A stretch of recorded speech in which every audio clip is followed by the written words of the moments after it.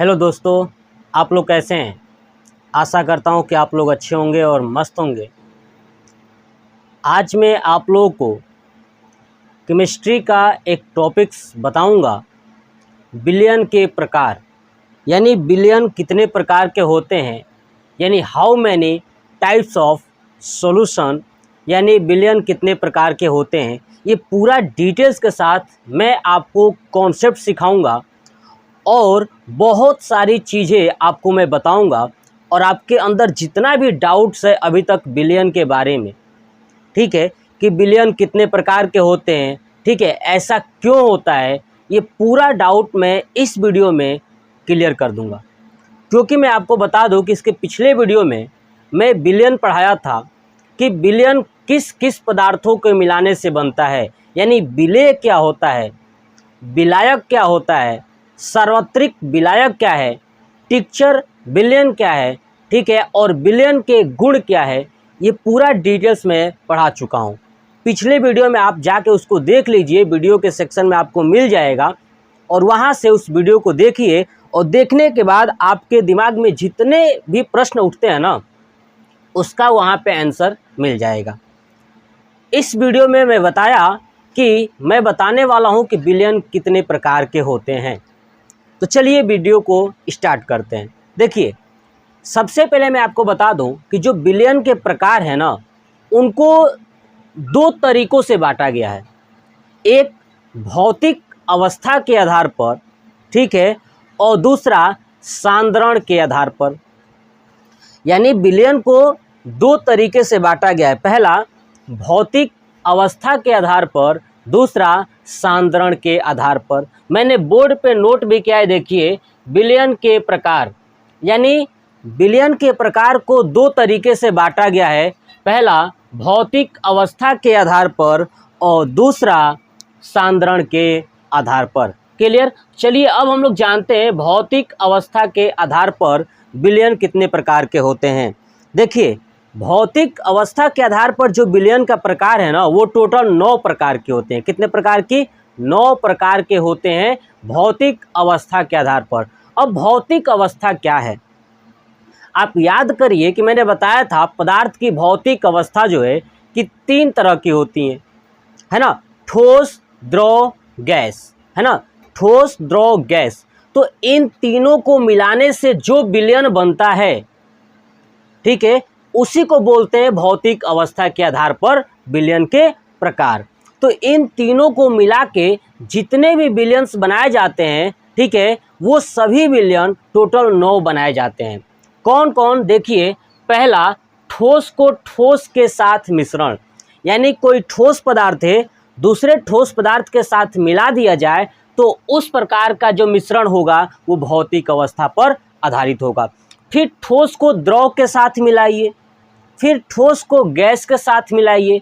यानी ठोस पदार्थ को ठोस के साथ मिलाया, द्रव के साथ मिलाया और गैस के साथ मिलाया तो 3 बिलियन बना। कितने?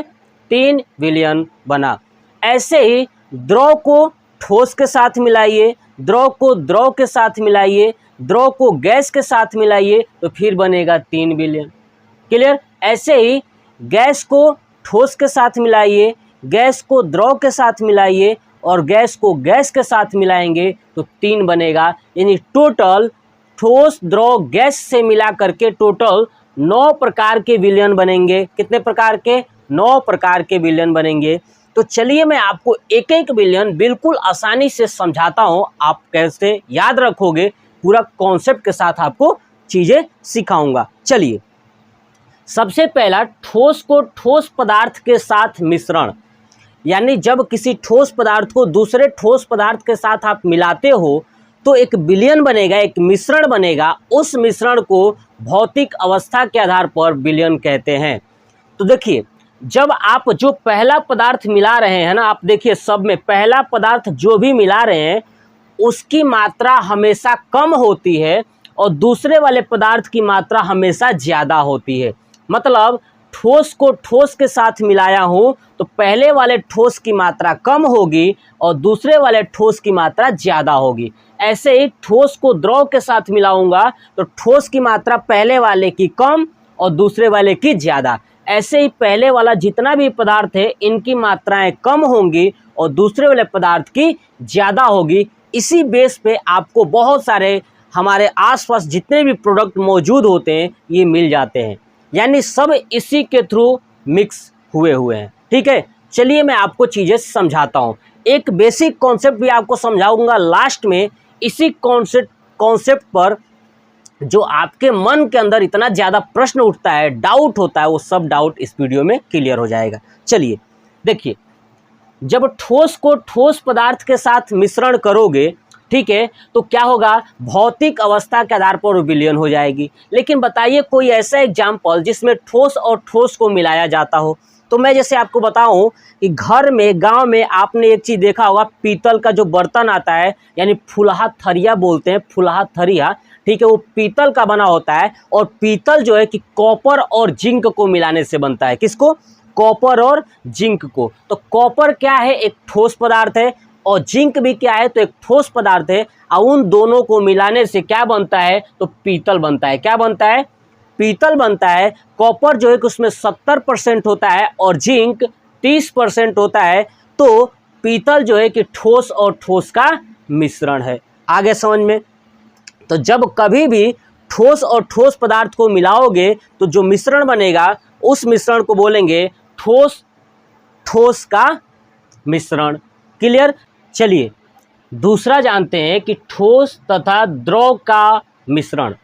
यानी जो ठोस है, अगर उस ठोस पदार्थ को द्रव के साथ मिश्रण करना हो तो कौन सा पदार्थ बनेगा। तो आप देखिए, जो पहले मिलाया गया है ठोस और बाद में मिलाया गया है द्रव, तो पहले वाला पदार्थ हमेशा कम होता है और दूसरा वाला पदार्थ ज़्यादा होता है। यानी ठोस वाला पदार्थ कम होगा और द्रव वाला पदार्थ ज़्यादा होगा। तो आपके सामने एग्जाम्पल देखिए क्या हो सकता है। जैसे मैं बात करूँ, हम लोग घर पे शरबत बनाते हैं, ठीक है, जो शरबत बनाते हैं उस शरबत में चीनी की मात्रा कम होती है और जल की मात्रा ज़्यादा होता है। तो चीनी ठोस है और जल क्या है, तो द्रव है।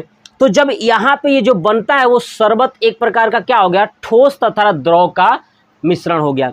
लेकिन इसी को उल्टा कर दीजिए, द्रव तथा ठोस का मिश्रण कर दीजिए। क्या करिए, द्रव तथा ठोस का मिश्रण कर दीजिए, तो द्रव कम हो जाएगा और ठोस ज़्यादा हो गया।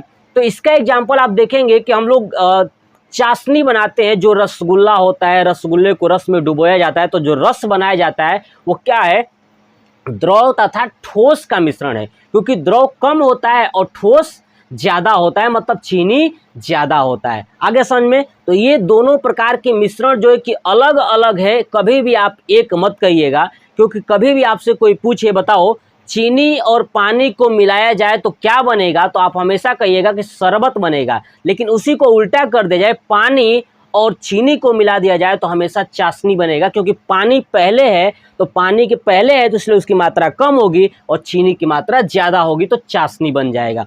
तो आपको समझ में आया कि ठोस और द्रव का जो मिश्रण होता है, जैसे एग्जाम्पल चीनी और पानी दिया, वैसे ही नमक और जल। नमक और जल को भी, नमक कम होता है, जल ज़्यादा होता है, वो भी क्या है, ठोस और द्रव का मिश्रण हो गया। तीसरा आते हैं ठोस और गैस का मिश्रण। मतलब कि ठोस कम होगा और गैस ज़्यादा होगा। तो ठोस और गैस का मिश्रण जो है कि आपका एग्जाम्पल क्या लग रहा है, तो देखिए ना, धुआं। धुआं जो होता है ना, धुएं के अंदर कार्बन की मात्रा होती है। क्या होती है? कार्बन। और कार्बन एक प्रकार का ठोस है, ठीक है, और कार्बन हवा से मिक्स हो जाता है तो बन जाता है धुआं। तो हवा क्या है, तो गैस है, और कार्बन क्या है, तो ठोस है, और दोनों मिलता है तो बनता है धुआं। आगे समझ में? चलिए अगला देखते हैं द्रव और ठोस का मिश्रण। यानी जिसमें द्रव कम होगा और ठोस ज़्यादा होगा। तो देखिए, द्रव कम होगा और ठोस ज़्यादा होगा तो क्या बन सकता है। देखिए ना, टूथपेस्ट, जो हम लोग ब्रश करते हैं टूथपेस्ट, तब आप देखेंगे ब्रश को प्रेस करते हैं तो कोलगेट बाहर की तरफ जो निकलता है, जो कोलगेट बाहर की तरफ निकलता है, उसमें देखिए ना, द्रव क्या होता है, कम होता है और ठोस ज़्यादा होता है। वरना मान लीजिए कि द्रव ज़्यादा होता है तो पूरा वो बाहर निकल जाता है, लिक्विड फॉर्म में हो जाता है। बट ऐसा नहीं है, तभी तो ब्रश के ऊपर रुक पाता है। मतलब कि उसमें द्रव कम है और ठोस ज़्यादा है। तो कौन सा मिश्रण हो गया, द्रव तथा ठोस का मिश्रण। और एग्जाम्पल देखिए, जैसे जेल, जेल आता है ना सर पे लगाने वाला, जो कि बालों को सीधा रखता है, जेल, जेली जिसको बोलते हैं ना, तो वो भी क्या है, द्रव और ठोस का मिश्रण होता है। ऐसे देखिए 5 नंबर, द्रव और द्रव का मिश्रण, मतलब कि द्रव को द्रव के साथ मिलाएंगे तो इस प्रकार का मिश्रण क्या होगा, यानी एक द्रव कम होगा, दूसरा द्रव ज़्यादा होगा। जैसे कि घर पे बनाया जाता है शराब, और शराब के अंदर पानी भी मिलाया जाता है, मतलब कि एल्कोहल और पानी का मिश्रण, ठीक है, एल्कोहल और पानी का मिश्रण, या इसी को थोड़ा सा चेंज करिए तो पानी और एल्कोहल का मिश्रण भी हो जाएगा। क्यों, मैं इसलिए कह रहा हूँ कि बहुत सारे लोग जो पीते हैं वो एल्कोहल और पानी का मिश्रण, या पानी और एल्कोहल, मतलब कि ज़्यादा पानी हो एल्कोहल कम डालते हैं तो क्या कहेंगे, एल्कोहल तथा पानी का मिश्रण, ठीक है, और पानी की मात्रा कम हो एल्कोहल ज़्यादा हो तो कहेंगे पानी तथा एल्कोहल का मिश्रण। तो क्या है, ये दोनों भी द्रव और द्रव का मिश्रण है। क्लियर, तो द्रव और द्रव का एग्जाम्पल समझ में आ गया, शराब पानी और एल्कोहल का मिश्रण होता है। नेक्स्ट आता है द्रव और गैस का मिश्रण, मतलब द्रव को गैस के साथ मिलाइए तो देखिए इसका एग्जाम्पल क्या हो सकता है, जिसके अंदर द्रव कम हो और गैस ज़्यादा हो। जैसे पानी को गर्म करिएगा तो जल वाष्प बनता है, क्या बनता है, जल वाष्प। तो जल वाष्प में जल कम होता है, वाष्प ज़्यादा होता है, इसलिए द्रव और ये गैस का मिश्रण हो गया। चलिए ऐसे ही 7 नंबर आता है गैस तथा ठोस का मिश्रण। क्या चीज़, गैस और ठोस का मिश्रण, जिसमें गैस कम होगा और ठोस ज़्यादा होगा। तो देखिए गैस और ठोस का मिश्रण का जो एग्जाम्पल है मैं आपको बताऊं कि हाइड्रोजन गैस प्लस पैलोडियम, पैलोडियम धातु है, इन दोनों को मिलाया जाता है, वो गैस और ठोस का मिश्रण होता है। किसका, गैस और ठोस का मिश्रण होता है, जिसमें गैस कम होता है और ठोस ज़्यादा होता है। नेक्स्ट ऐसे एग्जाम्पल गैस तथा द्रव का मिश्रण, किसका, गैस तथा द्रव का मिश्रण। तो गैस तथा द्रव का जो मिश्रण होता है ना, मतलब कि जिसमें गैस कम हो और द्रव ज़्यादा हो। आप एग्जाम्पल देखिए, जैसे सोडा वाटर, सोडा वाटर जो होता है, सोडा बनाया जाता है पीने के लिए, तो सोडा और वाटर, ठीक है, ये क्या है, सोडा जो है कि एक प्रकार की गैस और द्रव का जो क्या है ये मिश्रण है। जब सोडा वाटर, सोडा घोल दिया जाता है तो वो गैस के फॉर्म में बन जाता है, और द्रव के फॉर्म में जो द्रव होता है वो तो होता ही है, और सोडा गैस के फॉर्म में बन जाता है, तो सोडा और वाटर।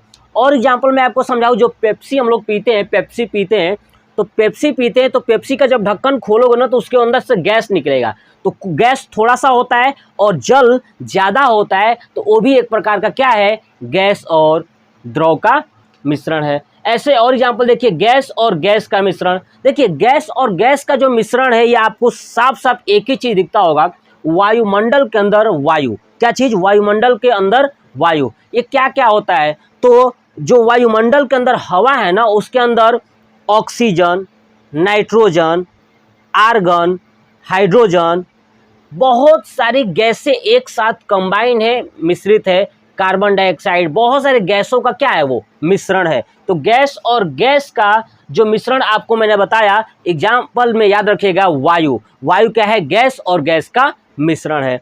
तो हमने अभी देखा टोटल भौतिक अवस्था के आधार पर 9 प्रकार की जो विलयन था वो कौन कौन सा था, फिर से एक बार रिपीट करता हूँ। पहला, ठोस तथा ठोस का मिश्रण। दूसरा, ठोस द्रव का मिश्रण। ठोस गैस का मिश्रण। द्रव ठोस का मिश्रण। द्रव द्रव का मिश्रण। द्रव गैस का मिश्रण। गैस ठोस का मिश्रण। गैस द्रव का मिश्रण। गैस गैस का मिश्रण। टोटल 9 प्रकार के मिश्रण को मैंने आपको जितना आसानी से समझाया है, अगर आप ये समझ लेते हैं ना तो आप कभी भी जीवन में गलती नहीं करोगे कि किस प्रकार का कौन सा मिश्रण है। चलिए अब हम लोग पढ़ते हैं सांद्रण के आधार पर। किसके, सांद्रण के आधार पर जो विलयन होता है वो 5 प्रकार की होती हैं। पहला, तनु विलयन। क्या होता है, तनु विलयन। दूसरा, सांद्र विलयन। तीसरा, संतृप्त विलयन। चौथा, असंतृप्त विलयन। पांचवा, अति संतृप्त विलयन। यानी 5 प्रकार की जो विलयन है, तनु विलयन, सांद्र विलयन, संतृप्त विलयन, असंतृप्त विलयन और अति संतृप्त विलयन। चलिए अब जानते हैं कि तनु विलयन क्या होता है। देखिए तनु मतलब होता है पतला। क्या होता है, पतला। यानी वह विलयन जिसमें विलेय की मात्रा कम होती है और विलायक की मात्रा ज़्यादा होती है, तो कौन सा विलयन बनता है, तनु विलयन। यानी ऐसा विलयन जिसमें विलेय की मात्रा कम और विलायक की मात्रा ज़्यादा होता है उसे हम तनु विलयन कहते हैं। विलेय का मतलब क्या होता है, विलायक का मतलब क्या होता है, मैं पिछले वीडियो में समझा चुका हूं, आप देख लीजिएगा। उसके बाद जानते हैं सांद्र विलयन। ऐसा विलयन जिसमें विलेय की मात्रा ज़्यादा तथा विलायक की मात्रा कम होती है, तो इस प्रकार के मिश्रण को या इस प्रकार के विलयन को सांद्र विलयन कहते हैं। आगे समझ में चलिए। नेक्स्ट जानते हैं संतृप्त विलयन। क्या है संतृप्त विलयन? देखिए संतृप्त विलयन क्या कहलाता है कि वह विलयन, ठीक है, जो स्थिर ताप पर इसमें और अधिक मात्रा नहीं घोला जा सकता है, उसे हम संतृप्त विलयन कहते हैं। यानी कोई विलयन है, उसका ताप जो है कि स्थिर कर दीजिए और स्थिर करने के बाद उसमें और अधिक विलेय की मात्रा नहीं घोल सकते हैं, उसे हम संतृप्त विलयन कहेंगे। क्या कहेंगे? संतृप्त विलयन कहेंगे। अब चलते हैं दूसरा असंतृप्त विलयन। यानी ऐसा विलयन, ठीक है, जो संतृप्त होने से पहले है। यानी ऐसा विलयन जो संतृप्त विलयन नहीं हुआ है या नहीं बना है, वो क्या कहलाएगा? असंतृप्त। मतलब कि जिसको जितना मात्रा चाहिए उतना मात्रा दिया ही नहीं गया है, उससे पहले ही उसे रोक दिया गया है, उसे असंतृप्त विलयन कहेंगे। जैसे मैं आपको एग्जाम्पल के तौर पे समझाऊं, मान लीजिए कि आपको भूख लगी है 4 रोटी का। कितना? 4 रोटी का। अगर मैं आपको 4 का 4 रोटी दे दूं तो आपका पेट भर जाएगा, मतलब वो होगा संतृप्त विलयन। क्या होगा? संतृप्त विलयन। मतलब कि और आप नहीं ले सकते हैं, यानी और आपके अंदर खाने की इच्छा नहीं है, तो वो क्या है? संतृप्त विलयन। असंतृप्त विलयन क्या होता है कि जब आपको जितनी आवश्यकता हो उससे कम दिया जाए, ठीक है, और क्या कर सकते हैं, जब कम दिया जाएगा तो आपको और उस चीज की जरूरत होगी, वो क्या होगा? असंतृप्त विलयन। मतलब कह सकता हूं इस प्रकार के विलयन में संतृप्त विलयन नहीं बनाया जाता है, उससे पहले ही या संतृप्त विलयन कराने के लिए उसको और अधिक मात्रा की जरूरत होती है, उसे क्या कहेंगे? असंतृप्त विलयन कहेंगे। क्लियर? दूसरा आता है अति संतृप्त विलयन। क्या आता है? अति संतृप्त। अति संतृप्त का क्या है कि ऐसा विलयन जो संतृप्त है और उसे तापमान बढ़ा बढ़ा के उसमें और विलयन बढ़ा घोलने की क्षमता बढ़ाई जा सकती है, उसे हम अति संतृप्त विलयन कहते हैं। मतलब एक चीज, मान लीजिए कि मुझे 4 रोटी की जरूरत थी, मैं 4 रोटी खा लिया, मतलब मेरा पेट भर गया, मतलब मैं संतृप्त हो गया। अगर 4 से कम मुझे दिया गया तो असंतृप्त हो गया। लेकिन यही चीज 4 रोटी खाने के बाद मुझे और अच्छी अच्छी पकवान दिया जाए, दूसरे तरह का पकवान दिया जाए, तो मैं और खा सकता हूं, मतलब वो होगा अति संतृप्त विलयन। क्या होगा? अति संतृप्त विलयन। यानी वह विलयन जो संतृप्त हो और उसमें तापमान बढ़ाने के साथ साथ उसमें और अधिक मात्रा घोला जा सकता है या मिलाया जा सकता है, इस प्रकार के विलयन को अति संतृप्त विलयन कहते हैं। क्या कहते हैं? अति संतृप्त विलयन कहते हैं। तो मैंने आपको बताया जो सांद्रण के आधार पर विलयन के प्रकार कितने होते हैं? 5। तनु विलयन, सांद्र विलयन, संतृप्त विलयन, असंतृप्त विलयन, अति संतृप्त विलयन। मैंने ये आपको जितना आसानी से समझाने की कोशिश किया है, शायद आपने ऐसा कभी नहीं समझा होगा। आप इसको कई बार देखिए और देखने के बाद आप खुद डिसाइड करें क्या ये सच में ऐसा होता है कि आपको याद हो गया। बिल्कुल आपको याद हो जाएगा और आप कभी भी किसी को आसानी से बता सकते हो। ठीक है, तो ये विलयन के प्रकार कैसा लगा आप कमेंट बॉक्स में कमेंट करके जरूर बताइएगा। इसके नेक्स्ट पार्ट में मैं लाऊंगा विलयन की सांद्रता ज्ञात कैसे किया जाता है, निलंबन क्या होता है, कोलाइडी क्या होता है, पूरा डिटेल्स के साथ आपको पढ़ाने वाला हूं। तो ये वीडियो कैसा लगा कमेंट बॉक्स में कमेंट करके जरूर बताइएगा। जय हिंद, जय भारत, वंदे मातरम।